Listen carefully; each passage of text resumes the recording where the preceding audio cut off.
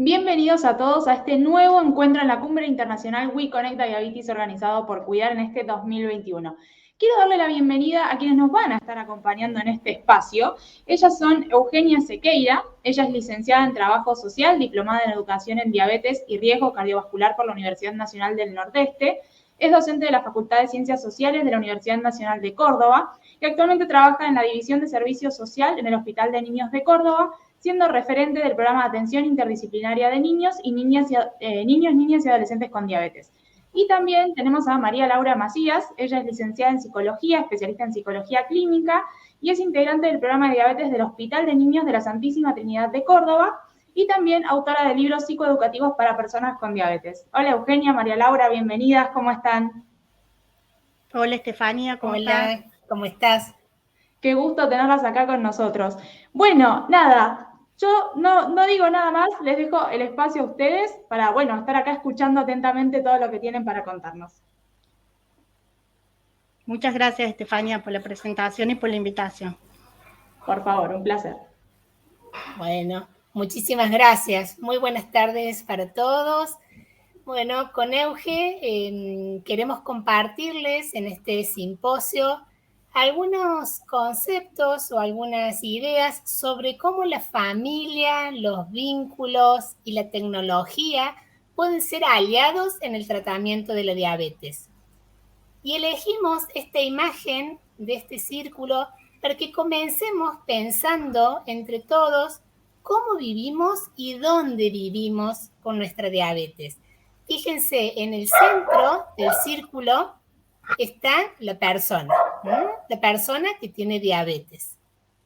Después, acompañado por su familia o su grupo conviviente, la escuela, el trabajo, donde pasamos muchas horas, ¿no? Diariamente. El equipo de diabetes de nuestro hospital o de nuestro centro de salud que trabaja y estudia diariamente para tener a nuestro alcance la tecnología y los últimos avances para el tratamiento de la diabetes. A su vez, todos convivimos en un barrio, en una comunidad, con un club que tiene un centro vecinal o un centro de jubilados donde podemos acompañar también a algunos de nuestros familiares, en alguna provincia, en nuestro país, en un contexto cultural, con costumbres, con creencias. Entonces, ahora que todos nos hemos pensado dónde vivimos y cómo vivimos, ¿no? Vamos pensando en nuestro club, dónde la pasamos bien con nuestros amigos, vamos a intentar descubrir dentro de este círculo cuáles pueden ser los aliados para el tratamiento de la diabetes. ¿Y por qué debemos buscar aliados? Vamos a recorrer algunos tips y algunas sugerencias para poder encontrarlos. En principio, los aliados en la familia, en los diferentes espacios donde vivimos. Vamos a hablar sobre los derechos de las personas con diabetes. ¿Cómo la tecnología puede ser una aliada? ¿Cómo es nuestra relación con el equipo de salud? Y vamos a tratar de pensar en las palabras de Greta, que vamos a compartir ahora con ustedes. Greta es una adolescente que tiene diabetes y que quiere darnos su punto de vista respecto a los aliados con los que ella cuenta para llevar adelante su diabetes diariamente. Tanto los vínculos con el colegio, el club, el hospital, y todo lo que son asociaciones para las personas con la diabetes, por lo menos en mi caso, considero que son importantes, ya que la diabetes es una enfermedad súper difícil de llevar y de trascender, y hacerlo solo es algo muy duro. Entonces, cualquier apoyo y cualquier ayuda es necesaria. Además, que las personas que estén en tu entorno sepan que vos tenés esta enfermedad y que también estén conscientes de lo que sucede para que te puedan dar una mano en caso de que vos no estés bien. Creo que es importante. Y con respecto a las asociaciones que son para personas que tienen diabetes, siento que son aún más importantes, ya que en ellas, bueno, te puedes encontrar con personas que también tienen diabetes y poder hablar con estas personas con respecto a cómo lo viven ellos, que te pueden dar consejos te pueden ayudar desde su punto de vista, de cómo viven ellos la enfermedad, y eso también creo que es algo sumamente importante. Bueno, entonces, Greta ahí nos cuenta y nos dice que es duro llevar adelante diariamente la diabetes. ¿Por qué quizás implique esfuerzo llevar adelante la diabetes diariamente? Porque si tomamos 24 horas o un día con diabetes de una persona insulino dependiente, fíjense, la I es la insulina, que requiere, ¿no es cierto?, del uso de la insulina, al menos, ¿no?, colocarnos la insulina o inyectarnos la insulina 6 veces por día. O programar, digamos, con la bomba de insulina toda esta cantidad de veces en el día. Hacernos también el monitoreo de glucemia por lo menos 4 veces al día, en el desayuno, en el almuerzo, en la merienda. Si vamos a hacer alguna actividad física específica, en la cena. Tenemos que tener presentes y acordarnos de las colaciones. ¿Qué pasa si tenemos una hipoglucemia nocturna? ¿O qué debemos hacer para evitar la hipoglucemia nocturna? Nos tenemos que medir en ese momento la glucemia, consumir algún hidrato de carbono simple de absorción rápida. También nos enfermamos. Ocurre con los niños más pequeños que no se puede calcular a veces la cantidad en la ingesta de comida o de hidratos de carbono porque cierra la boca este niño y no quiere comer. A su vez, cuando estamos enfermos, puede ser que estemos con vómitos. Es decir, tenemos que pensar en tantas cosas. Si vamos a una fiesta, comemos la torta, ¿cuánto de torta? Es decir, en la cabecita de la persona con diabetes o del cuidador de una persona que vive con diabetes, aparece la palabra glucómetro, insulina, colaciones, azúcar. Se alivia y se puede adherir mejor al tratamiento si recibimos educación diabetológica. Pero no solo en las personas con diabetes tipo 1, también la diabetes tipo 2 requiere de una polifarmacia. La inyección de insulina, quienes son insulino requirientes, muchos medicamentos como la metformina que se toma 2 veces al día, también medirse la glucemia. Y sabemos que los medicamentos no hacen efectos en las personas que no lo toman, ¿sí? Fíjense, dice Greta que es duro vivir con diabetes y fuimos viendo los requerimientos que tenía. Se realizó un estudio hace algunos años en 17 países del mundo, ¿sí? Y entrevistaban a los cuidadores, al equipo de salud y a las personas que vivían con diabetes. Algunos de esos resultados de ese estudio, que se llamó Down 2 del 2013, fíjense la cara de los papás. ¿Por qué? Porque dice que el 63% de los papás entrevistados les preocupaba que se corriese el riesgo de que su hijo tuviera una hipoglucemia nocturna, ¿no? O una hipoglucemia. Se preocupaban respecto a las complicaciones a largo plazo que pudieran aparecer. Veían interrumpido su trabajo, a veces por tener que ir, por ejemplo, al colegio de su hijo por alguna dificultad con la diabetes. A su vez, como se entrevistó también a los profesionales del equipo de salud, fíjense que la tercera parte de las personas entrevistadas decían que sentían que sus cuidadores los entendían, que los comprendían. A veces es difícil ponernos en el lugar del otro empáticamente y entender lo que le está pasando a la otra persona. Por eso es importante que nos escuchemos mutuamente. El equipo de salud escuchar a la persona que vive con diabetes y viceversa. Otro de los resultados que arrojó este estudio dice que la escuela, que nosotros sabemos que es el segundo sostén emocional, ¿no es cierto?, de las personas, que está dentro de ese círculo del que hablábamos al inicio, fíjense las rayitas que están en verde, el 50%, un poquito más, o en promedio, sentía satisfacción respecto al cuidado que la escuela tenía para con sus hijos, ¿sí? Entonces, ¿qué tenemos que pensar? Con todos estos datos y esta información, que la familia puede ser una aliada. ¿En qué sentido la familia puede ser una aliada? tenemos que intentar, como grupo familiar, que el tratamiento de la diabetes se instale como un hábito. ¿Saben lo que es un hábito? Un hábito es una acción involuntaria que hacemos como ponernos el cinturón de seguridad apenas nos subimos al auto. No estamos pensando apenas me subo al auto me tengo que poner el cinturón, sino que ya lo hacemos automáticamente. Tenemos que tratar esto de que se incorpore como hábito. En los niños más pequeños puede resultar más fácil. Y que al menos 2 cuidadores, no uno, fíjense, ahí hay una mamá aprendiendo a colocar insulina, sino que al menos 2 cuidadores deben conocer respecto al tratamiento de una persona con diabetes, cualquiera sea la edad. Si una abuela de un grupo familiar le aparece una diabetes tipo 2, tienen que aprender al menos 2 personas a llevar adelante el tratamiento, además de la persona que vive con diabetes, porque tenemos que evitar el síndrome del cuidador, que se llama, que es que se enferma el que cuida. Si frente a una condición de salud crónica o de tratamiento a largo plazo hay un solo cuidador, tenemos alta chance o probabilidad de que esa persona se canse, se agote o se enferme. Entonces, si eso ya lo sabemos de antemano, tenemos que redistribuir roles y funciones dentro del grupo familiar. Ahora, no todas las familias somos iguales, más bien somos todas diferentes, ¿sí? ¿Por qué? Vamos a tratar ahora de graficar 3 grandes grupos de familias y ustedes piensen si se inclinarían a ubicarse en algunos de estos 3 grupos de los que vamos a conversar.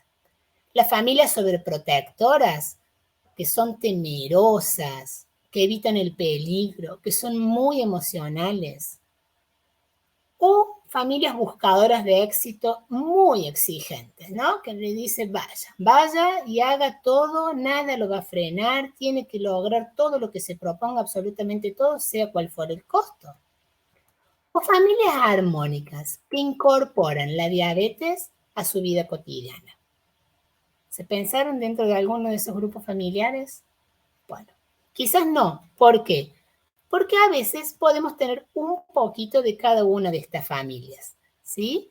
O pasar por diferentes momentos en el desarrollo. Quizás a lo mejor un niñito con diabetes que va a comenzar la guardería o el prejardín, la familia se pone muy sobreprotectora y temerosa. Frente a los hitos y cambios en el desarrollo, puede ser que nos ubiquemos dentro de cada uno de estos circulitos y después salgamos y pasemos al otro, o lo ideal es que uno tenga un poquito, ¿no?, de cada uno.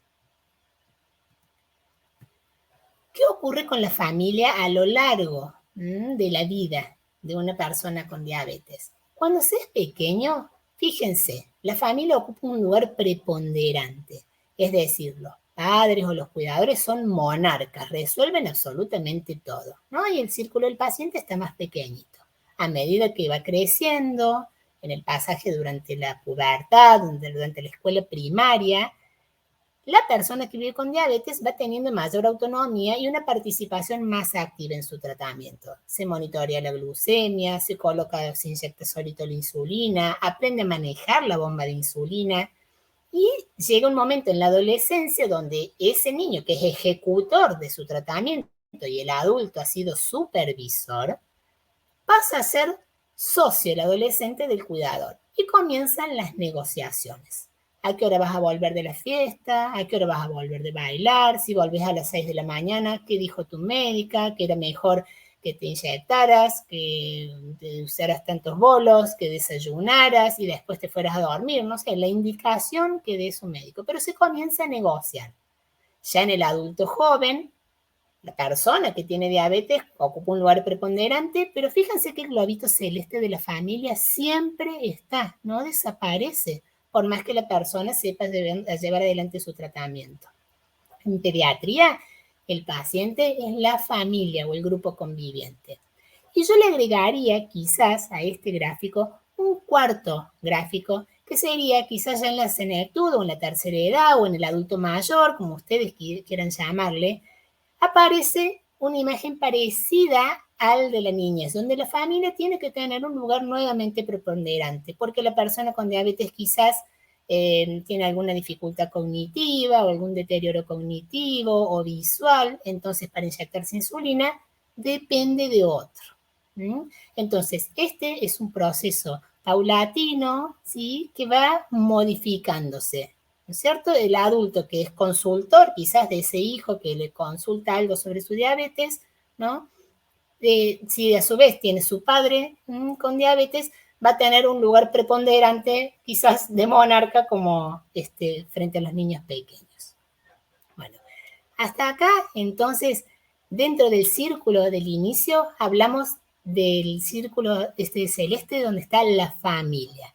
Cómo la familia puede convertirse en una aliada. Ahora Euge nos va a compartir respecto a algunos de los circulitos, ¿no? Que estaban allí, ¿sí? Que tiene que ver con las redes, con los vínculos de otros espacios donde yo vivo con mi diabetes. Euge, acordate que estás muteada, por las dudas. Y por ahí hasta ahora está todo requete interesantísimo. Estoy a full ahí prestando atención, sobre todo en mi caso también. Yo empecé con mi diabetes a los 2 años, entonces fui pasando por todas esas etapas que nos contaste, de más chiquita a más grande y cómo la familia va cambiando ese rol a lo largo de nuestro crecimiento. A ver, si Euge se puede desmutear, que nos quedó por ahí. Ahí te escuchamos y te vemos perfecto. Ok, ahora yo recuperé el PowerPoint, porque si no me había perdido. Mil disculpas, no sé por qué se me muteó. No gracias, Estefania, por compartir tu experiencia en medio. Sí, claro, desde los 2 añitos, qué bárbaro. Bueno, probablemente entonces podrás compartir muchas cosas más, Estefania.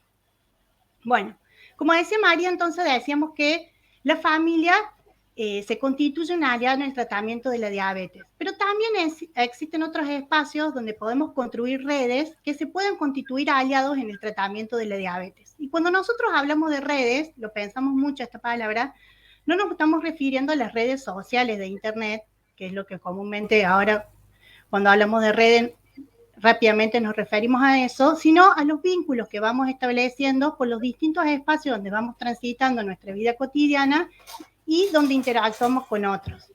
Es decir, cuando nosotros hablamos de redes, imagínense o estamos pensando en una malla, ¿no?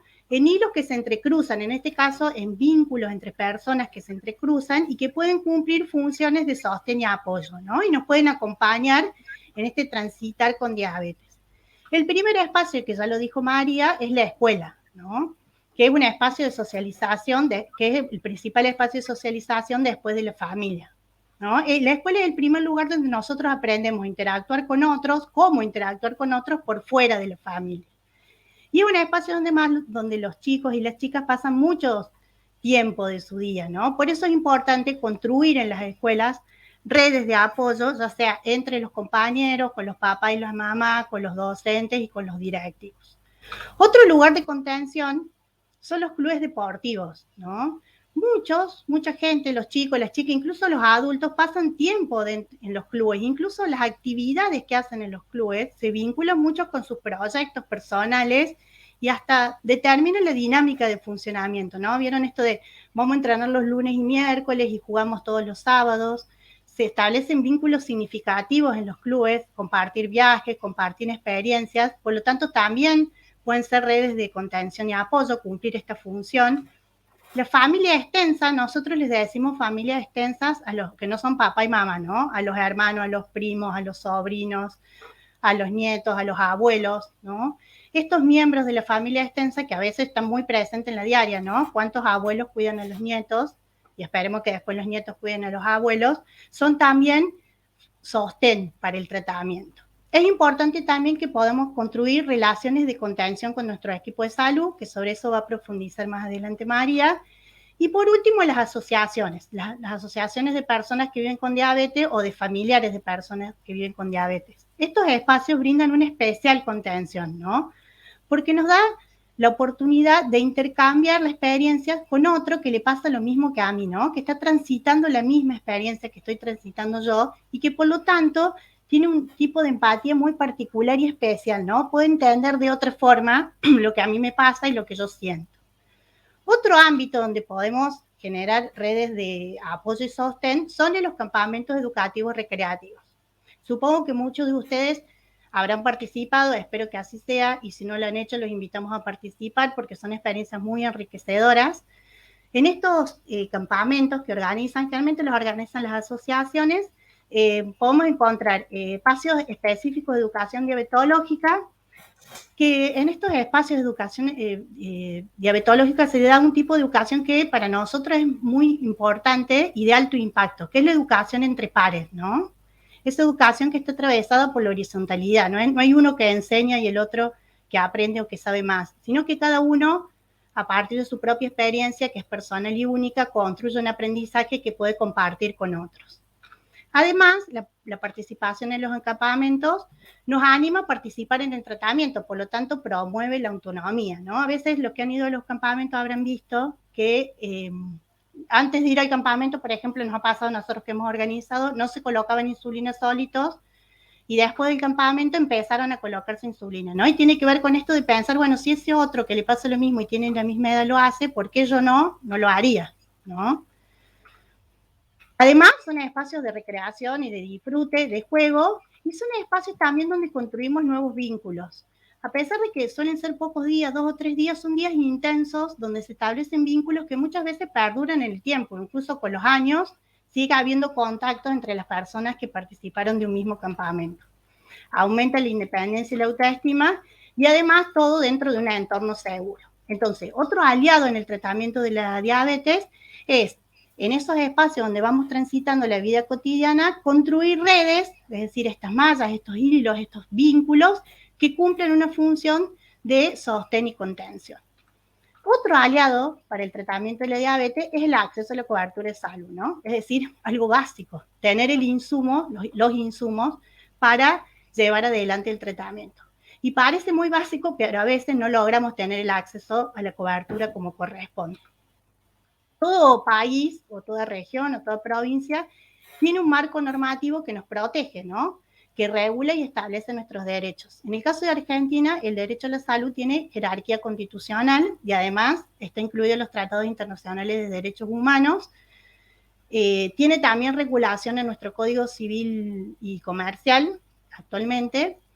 Y me parece importante aclarar esto, decir esto, es que además nuestra legislación, nuestra normativa interna, los niños, los menores de edad, los menores de 18 años, tienen un plus de derechos. Es decir, la normativa considera que por las especiales características que tiene este grupo, necesita una especial protección. Entonces tienen todos los derechos que tenemos todos por el hecho de ser personas, más un plus de derechos.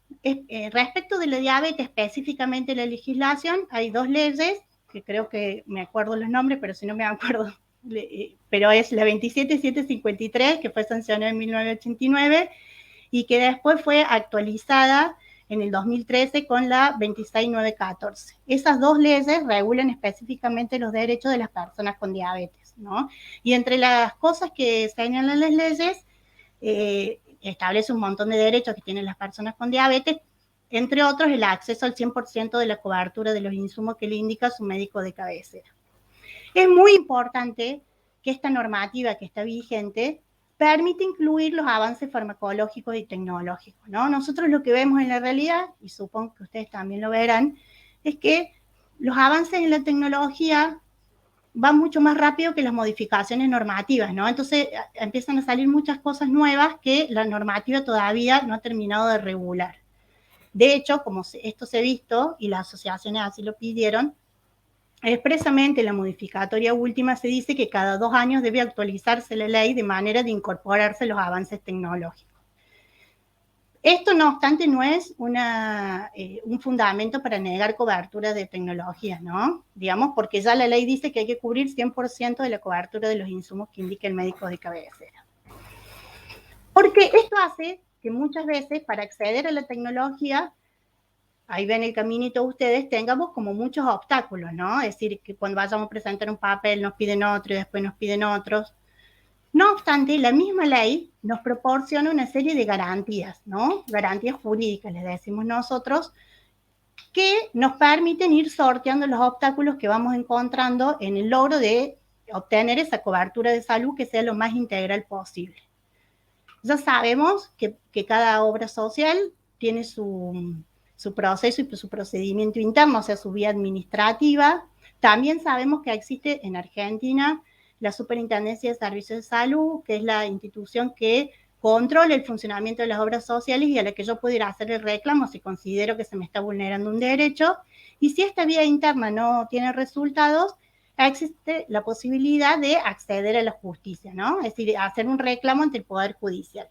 Generalmente, el instrumento jurídico más idóneo es el amparo judicial, que probablemente ustedes lo habrán escuchado. El amparo judicial es un instrumento, una garantía que ha sido incorporado en la Constitución para proteger los derechos fundamentales, entre ellos el derecho a la salud. Cuando decimos garantía, yo me estoy refiriendo a formas de hacer que los derechos se cumplan efectivamente, ¿no? No solo sean una declamación normativa, es decir, no solo que estén en la norma, sino que se cumplan en la realidad concreta. Y si no se cumplen, utilizamos las garantías, ¿no? Una de las garantías judiciales que tenemos es el amparo judicial. La característica del amparo judicial es que es un procedimiento breve y sencillo y que obliga al juez en poco tiempo a tomar una decisión respecto de la cobertura de salud. En estos procesos, las asociaciones cumplen papeles centrales en el asesoramiento y en el acompañamiento. Es muy importante que, a pesar de que este camino muchas veces se nos presenta con obstáculos y tenemos que ir llevándole adelante distintas estrategias y utilizando distintos instrumentos para poder acceder finalmente a la tecnología, lo hagamos porque sabemos de los beneficios de la tecnología, no solo de los beneficios en el control metabólico y en el control nutricional, en un buen control metabólico y en un buen manejo nutricional de la diabetes, sino también sabemos que tiene beneficios a nivel emocional el uso de la tecnología. Y quizás muchos que están viendo ahora se sientan identificados, ¿no? La posibilidad de acceder a la tecnología disminuye los miedos de la hipoglucemia nocturna. Nosotros que trabajamos en un hospital pediátrico, muchas veces nos cuentan los cuidadores, los papás y las mamás que se levantan a la noche muchas veces a controlar que no tenga hipoglucemia, sobre todo si han tenido episodios de hipoglucemia anteriores. Esta disminución del miedo a la hipoglucemia nocturna aumenta la posibilidad de descanso en la familia, es decir, yo duermo más tranquila. Además, el uso de la tecnología aumenta la tranquilidad, ¿no? Esta posibilidad de obtener datos de manera permanente, el control permanente, nos da mayor libertad y por lo tanto también favorece el proceso de autonomía, ¿no? Para poder tomar decisiones, para hacer algunas actividades. También nos ha dado herramientas la tecnología que lo hemos volcado en el ámbito de la educación diabetológica, ¿no? Porque nos brinda elementos concretos, esto de permitir ver las bajadas y ver cómo se va comportando la glucemia, o cuando la bomba hace cambios solo, ¿no? Decide qué hacer, nos brinda elementos para poder trabajarlo después en el proceso de educación diabetológica, y promueve sentimiento de satisfacción. ¿Por qué? Porque todos los esfuerzos que yo hago para llevar adelante el tratamiento se reflejan en determinados logros y por lo tanto eso disminuye la carga del tratamiento. Entonces, hasta ahora hemos visto cómo la familia, las redes y las tecnologías son aliados o deben constituirse en aliados en el tratamiento de la diabetes. Y yo recién dije también que otro aliado es poder construir un vínculo con el equipo de salud que sea contenedor, que es eso de lo que nos va a hablar ahora María. Bueno, habíamos resuelto con Euge compartir esta imagen, ¿no? Que dice, quietito, un error puede ser fatal, Gutiérrez.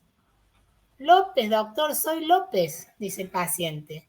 Entonces, fatal para su salud y fatal cómo nos sentimos, ¿no? Si no podemos hacer que nuestro médico sepa qué necesitamos, qué queremos, qué meta queremos lograr con nuestro tratamiento.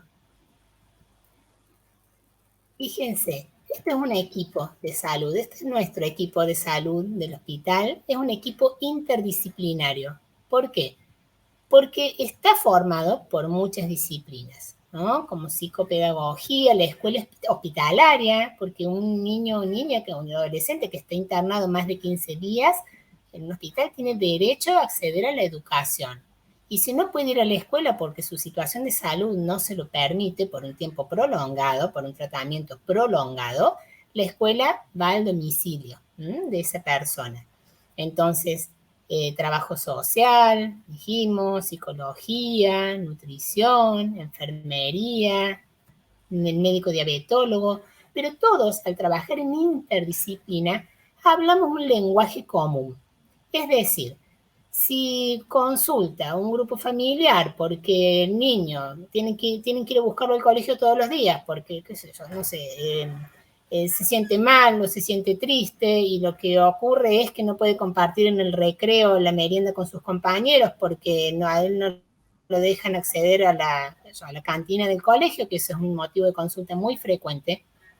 Nosotros sabemos que la nutricionista va a trabajar en función de ver a qué alimento de la cantina puede acceder ese niño o esa niña y la diabetóloga indicará la corrección, los bolos, pero vamos a trabajar todos con un objetivo común, con una meta en común. Cada disciplina estudia y tiene su propio saber, pero después hay un saber compartido, tendientes a lograr esa meta construida entre la persona que tiene diabetes y nosotros como equipo de salud.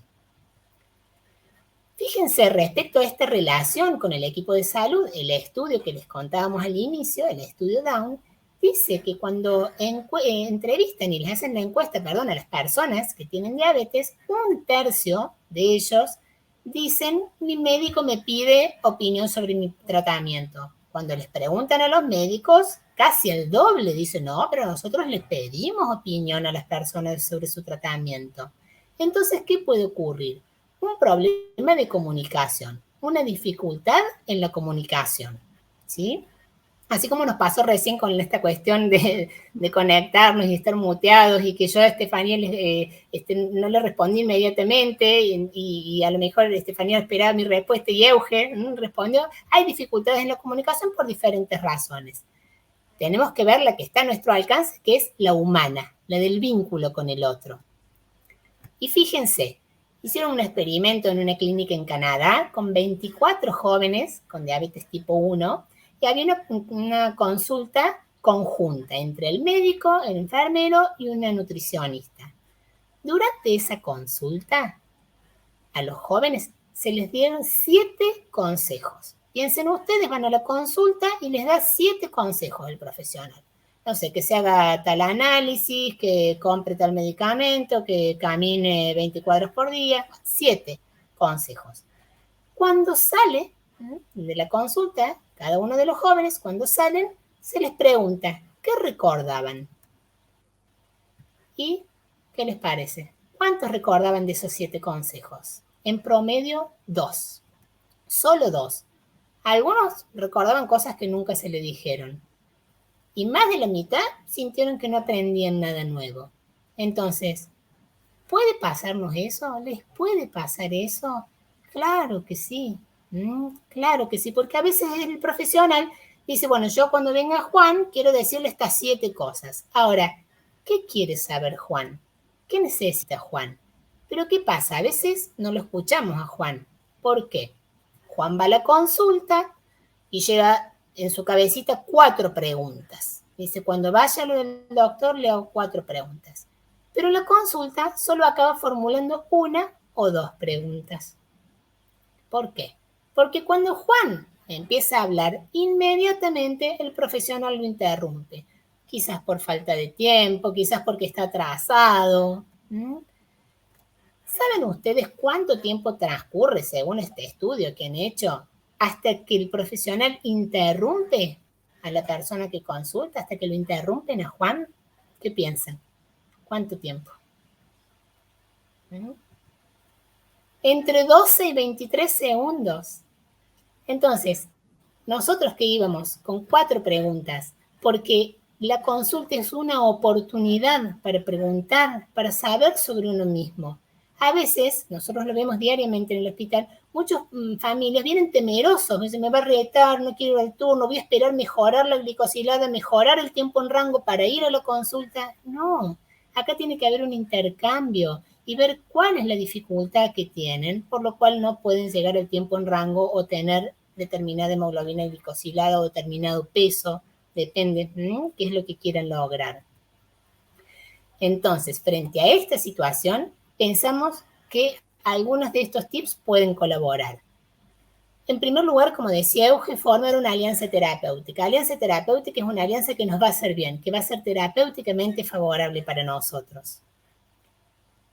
Que el profesional o que nosotros podamos decirle a nuestro médico, mire, yo creo, doctor, que cuando me mido la glucemia o cuando me inyecto hay algo que hago mal con la técnica, porque me parece que sale una gotita de insulina o, bueno, algo donde pensamos que necesitamos ayuda de la enfermera. O me parece que con esto del plan alimentario necesito de la nutricionista. O sea, antes de la consulta, vayan pensando ustedes, si van el mes que viene a la consulta, ¿en qué creen que puede ayudarlos el profesional ese día de la consulta? Pregunten y acuerden metas claras, posibles y entendibles. Por ejemplo, si un joven en diciembre se va a ir de mochilero a Bariloche, al sur, con 3 amigos. Bueno, doctor, voy a estar 20 días allá. ¿Qué insumos tengo que llevar de repuesto? ¿Qué puedo hacer? ¿Voy a alimentarme de una manera diferente a la que me he alimentado en pandemia en casa? ¿Qué me sugiere? ¿Qué sería lo mejor? Entonces tenemos una meta que es a corto plazo, que es que me voy a ir 20 días de vacaciones. Después hay metas a mediano plazo y hay metas a largo plazo, ¿sí? Pero sobre todo, ustedes lleven la inquietud y construyan una meta conjunta. Es decir, queremos escuchar la voz de la persona que vive con diabetes, así como la escuchamos a Greta al inicio, escucharlos a cada uno de ustedes cuando acuden al centro de salud, al hospital, a los policonsultorios, a donde se atiendan.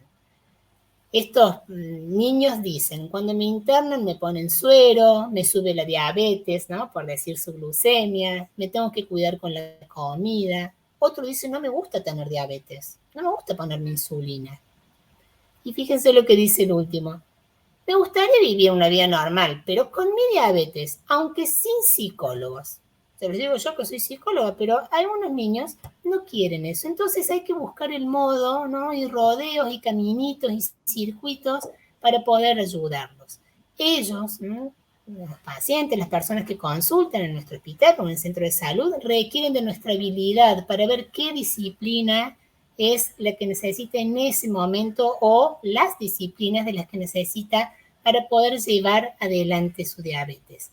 Y nosotros tenemos que saber e intentar identificar qué factores protectores tiene esta familia, este grupo familiar. Nosotros podemos colaborar, pero ellos tienen múltiples recursos. Bueno, para hablar de factores protectores, ahora Euge les va a compartir algunas nociones al respecto. Espero que ahora con audio. Bueno, qué bueno. Bueno, ¿te escucha bien? Se escucha bien, perfecto. Sí. Entonces, decía María, es importante que nosotros podamos identificar lo que nosotros hemos llamado acá factores protectores, ¿no? Todo esto que hemos ido mencionando como aliados en el tratamiento, también los podríamos pensar como factores protectores. ¿Y por qué decimos que son protectores? Porque son esas condiciones que favorecen el desarrollo, que nos brindan bienestar y que incluso reducen circunstancias que pueden ser desfavorables, ¿no? ¿Qué cosas tenemos nosotros y en nuestro entorno que pueden favorecer el desarrollo y el bienestar? Y respecto de con los factores protectores, en este punto hay como 3 cuestiones centrales. Uno, que intenten ustedes pensar, en función de lo que hemos ido hablando, con qué factores protectores cuentan, creen ustedes, en su familia, en sus redes, con la tecnología, con el equipo de salud. ¿Qué factores habría que convertir en protectores, ¿no? Quizás no son protectores, entonces tenemos que trabajar para que sean protectores, y además en dónde podemos construir factores protectores, ¿no? Que nos ayuden y que impacten positivamente en nuestra vida, y si impactan positivamente en nosotros van a impactar positivamente en el tratamiento. Entonces, pensar con qué fortalezas contamos, ¿no? En general tendemos a quedarnos con los que no hacemos, ¿no? Con los que no sale. Y en general también el equipo de salud, y estamos incluidos María y yo, nos cuesta ver lo que sí, ¿no? Pero hay un montón de cosas que sí pueden, que sí hacen, ¿no? A veces capaz, bueno, nos esté costando más el plan alimentario, pero nos encanta hacer actividad física porque hacemos un disfrute y eso lo hacemos un montón, ¿no? Y tratar de pensar todo el esfuerzo que hemos hecho para adaptarnos a los cambios que se han ido produciendo, ¿no? Eso sería un primer punto. Pensar lo que sí, ¿no? Lo que sí podemos, aquello que sí hacemos bien, aquello que sí nos sale, ¿no? Por otro lado, pensar esto que le decía, ¿no? En las redes. Construir o fortalecer factores protectores en la familia, en la escuela, con mis amigos, con el equipo de salud, como decía recién María, y también acercarnos a asociaciones, porque le decíamos recién con María, que es un tipo especial de sostén, ¿no? Que capaz no pueden encontrar en otros espacios. Conocer nuestros derechos, que era lo que conté yo recién un poco, esto el derecho a la salud y las garantías con las que contamos para hacer efectivo ese derecho, también es un factor protector, y consideramos nosotros también que participar en espacios de educación diabetológica es muy importante. En definitiva, quienes toman las decisiones de manera continua en el día a día es la persona que vive con diabetes y con la familia. Y sabemos que si esa persona, mientras más educada está, mejores decisiones va a poder tomar y mejor va a resultar el tratamiento. Y también sabemos que otro factor protector es la tecnología, porque como ya vimos, mejora la calidad de vida. Ahora, en todo este proceso, nosotros con María creemos que hay una pregunta que es central para llevar adelante este proceso. Y la pregunta que es central en nosotros es, ¿para qué? ¿No? ¿Para qué estar saludable? ¿Para qué cumplir las metas del tratamiento? ¿Para qué cuidarnos, no? ¿Para qué tener un buen coeficiente de variación o un buen tiempo en rango? Y probablemente ustedes me digan, y para vivir muchos años. Y entonces yo les repregunto, ¿y para qué vivir muchos años, no? A nosotros con María hay una frase que nos gusta mucho que dice, la salud no es el objetivo, sino el recurso. ¿Y el recurso para qué? El recurso para cumplir nuestros propios proyectos personales, nuestras propias metas, ¿no? Y el desafío está en identificarlas, en saber, en encontrar ese para qué nos gusta, para qué nos cuidamos, ¿no? Probablemente, y nosotros lo hacemos siempre en la consulta con María cuando trabajamos con los chicos, si le preguntamos a un niño para qué, nos va a contestar que para ir al cumpleaños del primo el fin de semana, para juntarse en la plaza con los amigos. Si le preguntamos a un adolescente para qué cuidarse, nos va a decir que para salir el fin de semana, o para ir al cumpleaños de 15, o para irse al viaje de estudio. Capaz hay otras personas que tienen otros proyectos que tengan que ver con viajar, o con hacer deporte de alto rendimiento. Es frecuente escuchar cómo a veces deportistas de alto rendimiento que tienen diabetes cuentan cómo se cuidan para poder hacer el deporte. Y a veces los proyectos no tienen que ver con cosas tan determinadas como viajar, sino que tienen que ver con lo cotidiano, con lo diario, para compartir tiempo con mi familia, para compartir el tiempo con mis amigos. Hay tantos proyectos personales, tantos proyectos, tantos para qué como personas que existen. Entonces, los invitamos que ustedes piensen para qué. ¿Para qué cuidarse? ¿Para qué cumplir las metas del tratamiento? ¿Para qué acompañar al otro en el cumplimiento de las metas del tratamiento y que esté saludable, ¿no? Y recordemos siempre que en el logro de las metas del tratamiento, como lo hemos visto a lo largo de toda esta charla, metas que además nos van a ayudar a cumplir nuestros para qué, nuestros proyectos, el logro de esta meta involucra a las personas que viven con diabetes, a su contacto y al equipo de salud, cualquiera sea la edad de la persona que vive con diabetes. Le damos las gracias por su tiempo, que es muy valioso, y por su escucha, y agradecemos a la Asociación Cuidar y a Neutroni por la invitación y por darnos esta oportunidad de encontrarnos y conversar con ustedes. Bueno, yo les cuento que a mí me encantó lo que nos contaron.